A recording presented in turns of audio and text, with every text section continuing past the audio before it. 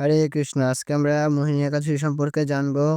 একাদশীর সময়সূচি, বাংলাদেশ এবং ভারতের সময়সূচি এবং পারনার সময়সূচি আজকে আমরা এই ভিডিওতে জানবো।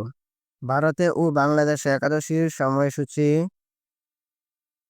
8ই মে রোজ বৃহস্পতিবার 2025। এখন আমরা জানবো মোহিনী একাদশী মাহাত্ম্য। মোহিনী একাদশী কুম্ভ পুরাণে বৈশাখ শুক্লপক্ষে মোহিনী একাদশী ব্রত মাহাত্ম্য বর্ণনা করা হয়েছে। মহারাজ যুধিষ্ঠির বললেন, হে জনার্দন, বৈশাখ শুক্লপক্ষীয় একাদশীর কি নাম, কি ফল, কি বিধি, এ সকল কথা আমার নিকট বর্ণনা করুন। উত্তরে ভগবান শ্রীকৃষ্ণ বললেন, হে ধর্মপুত্র, আপনি আমাকে যে প্রশ্ন করেছেন, পূর্বে শ্রী রামচন্দ্র ও বশিষ্ঠের কাছে এই একই প্রশ্ন করেছিলেন। তিনি জিজ্ঞাসা করেছিলেন, হে মণিবর, আমি জনকনন্দিনী সীতার বিরহজনিত কারণে খুব দুঃখ পাচ্ছি। তাই একটি উত্তম ব্রতের কথা আমাকে বলুন, যার দ্বারা সর্বপাপ ক্ষয় ও সর্বদুঃখ বিনষ্ট হয়। এই কথা শুনে বশিষ্ঠদেব বললেন, হে রামচন্দ্র, তুমি উত্তম প্রশ্ন করেছ। যদিও তোমার নাম গ্রহণে মানুষ পবিত্র হয়ে থাকে, তবু লোকের মঙ্গলের জন্য তোমার কাছে সর্বশ্রেষ্ঠ ও পরম পবিত্র একটি ব্রতের কথা বলছি। বৈশাখ মাসের শুক্লপক্ষে একাদশী মোহিনী নামে প্রসিদ্ধা। এই ব্রত প্রভাবে মানুষের সকল পাপ, দুঃখ ও মোহজাত অচিরেই বিনষ্ট হয়। তাই মানুষের উচিত সকল পাপ ক্ষয়কারী ও সর্বদুঃখ বিনাশিনী এই একাদশী ব্রত পালন করা। একাগ্রচিত্তে তার মহিমা তুমি শ্রবণ করো। এই কথা শ্রবণ মাত্রই সমস্ত পাপ বিনষ্ট হয়। পবিত্র সরস্বতী নদীর তীরে ভদ্রবতী নামে এক শোষুবনা নগরী ছিল। চন্দ্রবংশজাত দতিমান নামে এক রাজা সেখানে রাজত্ব করতেন। সেই নগরীতেই ধনপাল নামে এক বৈশ্য বাস করতেন। তিনি ছিলেন পুণ্যকর্মা, সমৃদ্ধশালী ব্যক্তি। তিনি নলকূপ, জলাশয়, উদ্যান, মাঠ ও গৃহ ইত্যাদি নির্মাণ করে দিতেন। তিনি ছিলেন বিষ্ণু ভক্তি পরায়ণ ও শান্ত প্রকৃতির মানুষ। সুমনা, দ্রুতিমান, মেধাবী, সুকৃতি ও দৃষ্টবুদ্ধি নামে তার 5জন পুত্র ছিল। পঞ্চম পুত্র দৃষ্টবুদ্ধি ছিল অতি দুরাচারী। সে সর্বদা পাপ কার্যে লিপ্ত থাকত। পরস্ত্রীর সঙ্গী, বেশ্যাসক্ত, লম্পট ও দ্রুতক্রিয়া প্রকৃতি পাপে সে অত্যন্ত আসক্ত ছিল। দেবতা, ব্রাহ্মণ ও পিতামাতার সেবায় তার একেবারেই মতি ছিল না।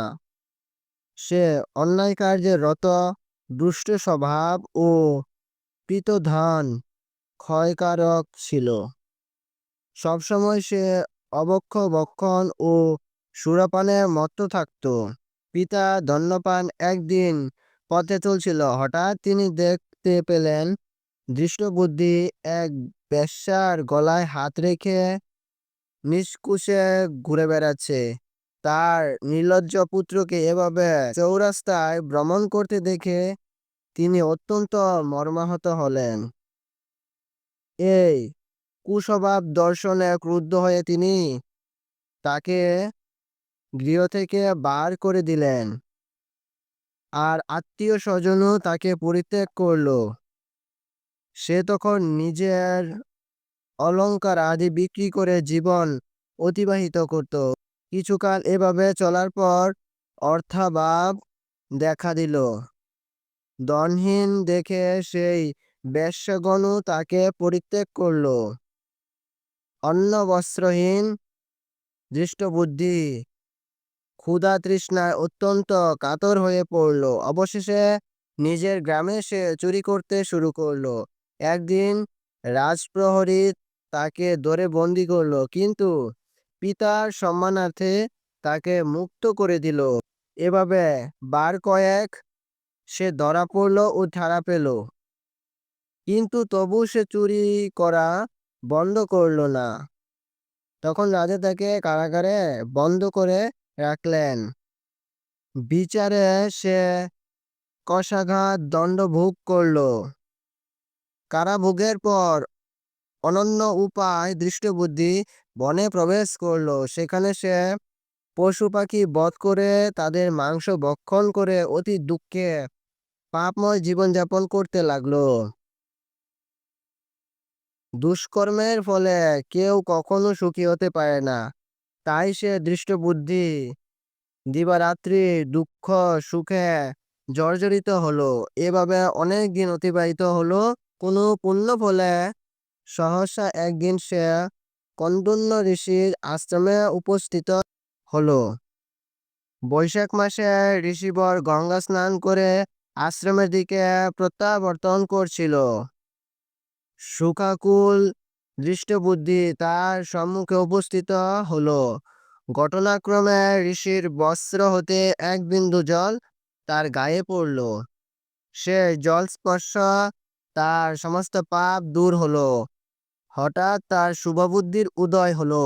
ঋষির সামনে সে কৃতাঞ্জলি পুটে প্রার্থনা করতে লাগলো, হে ঋষি শ্রেষ্ঠ, যে পুণ্য প্রভাবে আমি এই ভীষণ দুঃখ যন্ত্রণা থেকে মুক্তি লাভ করতে পারি, তা কৃপা করে আমাকে বলুন।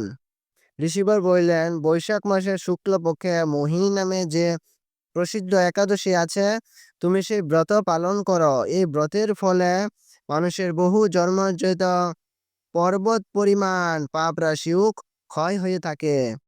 মহামুনি বশিষ্ঠ বললেন, কন্দুন্ন ঋষির উপদেশ শ্রবণ করে প্রসন্নচিত্তে দৃষ্টবুদ্ধি সেই ব্রত পালন করল। হে মহারাজ রামচন্দ্র, এই ব্রত পালনে সে নিষ্পাপ হলো, দিব্য দেহ লাভ করল। অবশেষে গরুরে আরোহণ করে সকল প্রকার উপদ্রব্যহীন বৈকুণ্ঠ ধামে গমন করল। হে রাজন, ত্রিলোকে মোহিনী ব্রত থেকে আর শ্রেষ্ঠ ব্রত নেই। যজ্ঞ, তীর্থস্থান, দান ইত্যাদি কোনো পুণ্যকর্মই এই ব্রতের সমান নয়। এই ব্রতকথা শ্রবণ কীর্তনে সহস্র গুদানের ফল লাভ হয়। একাদশীর পালনের সময়সূচি বাংলাদেশে 5টা 19 মিনিট থেকে 9টা 43 মিনিট পর্যন্ত এবং ইন্ডিয়াতে বা ভারতে পালনের সময়সূচি 4টা 57 মিনিট থেকে 9টা 21 মিনিট পর্যন্ত। হরে কৃষ্ণ। ধর্মীয় সমস্ত প্রকার ভিডিও পেতে সাবস্ক্রাইব করে আমাদের পাশে থাকতে পারেন। হরি বল। জয় শ্রী প্রপাত কি জয়।